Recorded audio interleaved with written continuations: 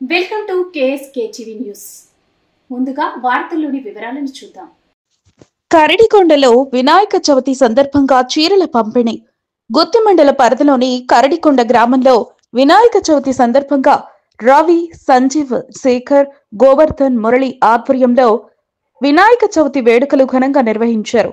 అనంతరం వినాయక చవితి సందర్భంగా కాలనీలోని మహిళలకు చీరల పంపిణీ చేశారు. ఈ కార్యక్రమంలో భక్తులు, భక్తాదులు పెద్ద సంఖ్యలో పాల్గొని వినాయకుడిని దర్శించుకున్నారు.